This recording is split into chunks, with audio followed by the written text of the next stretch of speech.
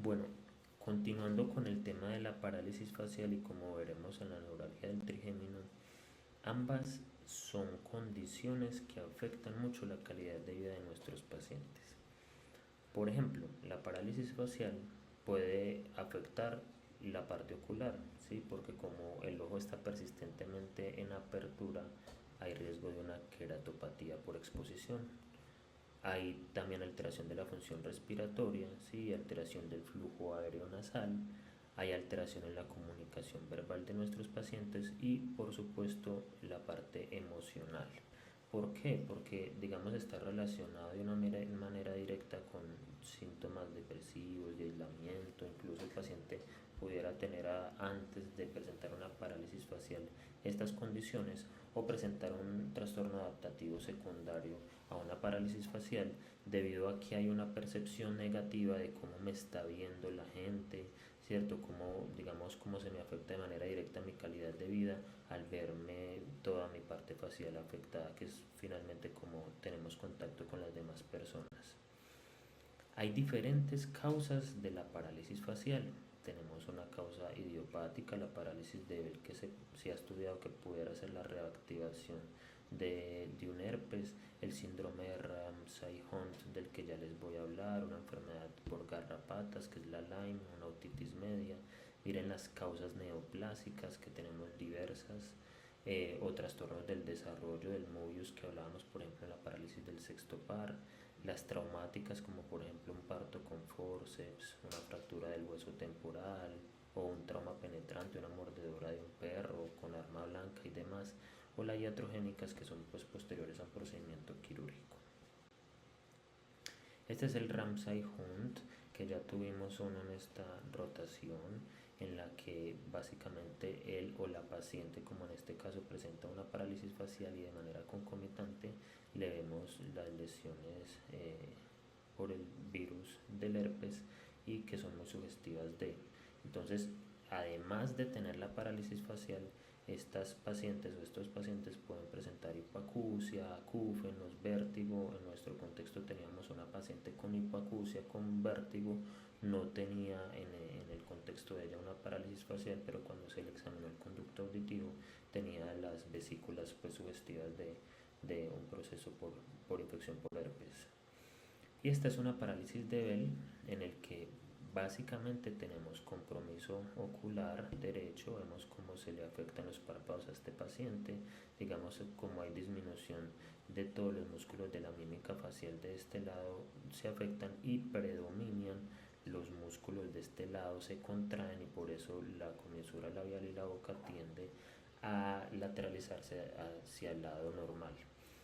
Importante además que aprendamos digamos, a diferenciarla de una parálisis facial central en la que solamente se afecta la comisura labial y no el párpado, como si lo estamos viendo en este paciente que tiene una parálisis de Bell. Cuando nos enfrentemos ante estos pacientes habría que hacer una adecuada historia clínica, hace cuánto iniciaron, ¿cierto? Cómo ha evolucionado, cómo ha durado, qué síntomas concomitantes hay a la parálisis facial, evaluar de manera completa cabeza y cuello, la parótida, todas las ramias del nervio facial, los pares craneales, evaluar la mímica facial en reposo, pero también con un movimiento voluntario. ¿De qué manera? Señor, señora, levante sus cejas, cierre sus ojos, frunza sus ceños, sonría, infle sus mejillas, ¿sí? O tense la parte del cuello. Y hay adicionalmente unos hallazgos concomitantes como son las siniscencias o las erupciones vesiculares sugestivas de herpes que nos sugieren un Ramsay Hunt. Adicionalmente, hay una escala de la que ya vamos a hablar para la severidad de la parálisis facial y se pudiera además, digamos, tomar fotografías para evaluar cómo va el seguimiento de la parálisis facial. Entonces, se le pide al paciente que se vaya tomando fotos o nosotros mismos cuando le estemos realizando los seguimientos para evaluar cómo va evolucionando su condición. Esta es la escala de House-Bragman Y en esta escala, pues básicamente nos referimos a qué tan severo es el compromiso facial, si está normal o si tiene una disfunción leve, si solamente debilidad notoria con la exploración, es decir, si el paciente no emite mímica facial no lo vemos, o si tiene una moderada que es obvia pero no está desfigurando tampoco, o si ya tiene una moderada severa que tiene una asimetría desfigurante, o si es severa en el cual el paciente tiene escaso movimiento perceptible, o si es una parálisis total en la cual no hay ningún tipo de movimiento facial. Dentro de los estudios hay múltiples estudios que pues realmente podríamos realizar a la hora de estudiar a un paciente con parálisis facial, estudios de imágenes, exploraciones quirúrgicas, pero realmente el diagnóstico de esos pacientes con parálisis facial es netamente clínico. Habría que considerar los diagnósticos diferenciales como una parálisis facial idiopática, una parálisis por lesión central, o si es central o periférica de acuerdo a las características semiológicas de la asimetría facial. Vean que podríamos tener incluso una electroneurografía o una electromiografía, pero como lo dice esta diapositiva, el hecho de que usted le tome 1000 estudios, pues eso no modifica sustancialmente el tratamiento. Hay que interpretar clínicamente el paciente, hay que examinarlo muy bien, hay que mirar qué síntomas de manera concomitante presenta para así realizar el abordaje y el tratamiento del paciente. Si estamos frente a una parálisis de Bell, se pudieran considerar, digamos, antivirales, dado que se ha asociado y los estudios, digamos, tienden a hablarnos de que pudiese ser la reactivación de un virus herpes de base. Y, digamos, las pautas clínicas que se tienen hasta el momento es, usted puede utilizar corticoides hasta por 72 horas, no utilizar los antivirales solos, sino de manera concomitante con los antiinflamatorios también, que en este contexto serían corticoides. Y adicional a esto, implementar la parte de la protección ocular, sobre todo cuando el paciente está durmiendo también, para evitar el riesgo de queratosis. Hay que hacer un seguimiento, como les dije, dependiendo pues de qué tan comprometido esté el paciente, y ojalá se pueda realizar un seguimiento con fotografías para que el paciente perciba realmente que ha tenido una evolución o si tiene digamos, una evolución tórpida. Hay causas infecciosas como el virus herpesótico, en el que usted obviamente tiene, además de la parálisis facial, otalgia, el vértigo y, como les decía, en el Ramsay-Hunt en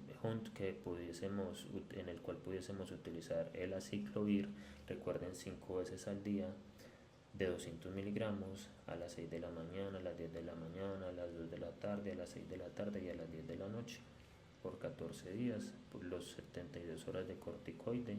Si es una infección otológica concomitante, pues habría que darle el tratamiento específico para el proceso bacteriano que tenga, en el caso de que tenga una otitis media o una mastoiditis, ¿cierto? Una otitis externa maligna. En cuanto a la enfermedad de Lyme, pues digamos, no es tan común en nuestro contexto, pero sí se podría estudiar y habría que realizar el diagnóstico serológico para el diagnóstico de esta. Ya en cuanto a las causas neoplásicas, pues ahí sí definitivamente habría que realizar estudios imagenológicos para poder encontrarlos, y cada uno pues tiene un abordaje dependiendo qué tan benigno no lo es.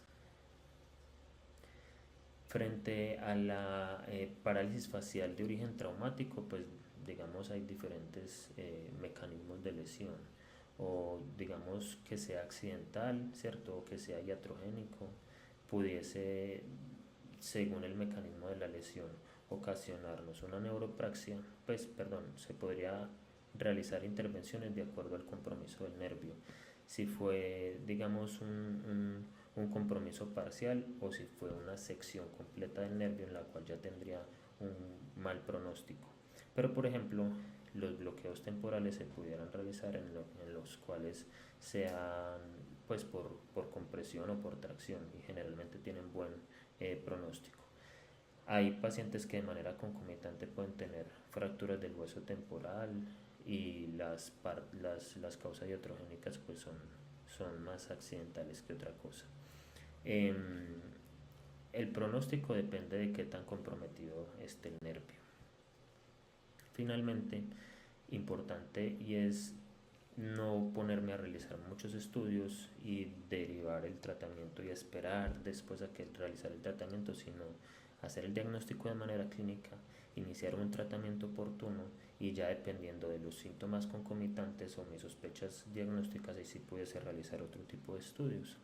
Hay un tratamiento no quirúrgico del cual ya hemos hablado, corticoide y antivirales. Está el tema de la protección ocular, que además habla de la importancia de utilizar gotas o ungüentos lubricantes para la protección del ojo. Hay el tema de la fisioterapia del reentrenamiento. Me llamó mucho la atención este tema de la biorretroalimentación y es digamos, una terapia que realizan por fisiatría, y es que el paciente se le ponen electrodos faciales y digamos, se le indica que realice ciertos movimientos faciales, y hay unos que mediante la electromiografía se va detectando cómo se va estimulando el nervio y cuáles para ese paciente específico puede ser el movimiento facial que debería estar realizando como terapia para irse recuperando de manera paulatina. Hay en algunos contextos en los que se utiliza la toxina botulínica cuando es muy persistente. Y también importante el tema de la competencia labial, porque pues es que si usted tiene un compromiso de la comisura labial muy importante, pues va a tener un problema para ingerir líquidos, para la parte, el acto de ingerir, de alimentarse y demás en la fase oral. Entonces será importante también mirar de qué manera le suministramos los alimentos a los pacientes, y líquidos y semilíquidos y demás. Importante con los procedimientos quirúrgicos, hay muchos procedimientos quirúrgicos, pero pues realmente se consideran únicamente cuando los síntomas persisten más allá de 6 meses y se pudieran realizar precisamente con el objetivo de que mi paciente, digamos, le mejore su calidad de vida.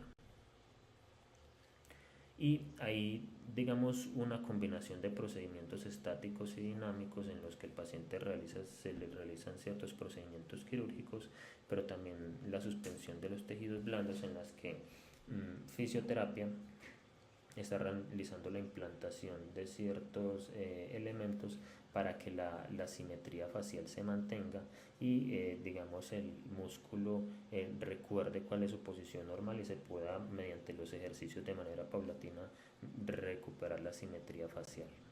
Muchas gracias.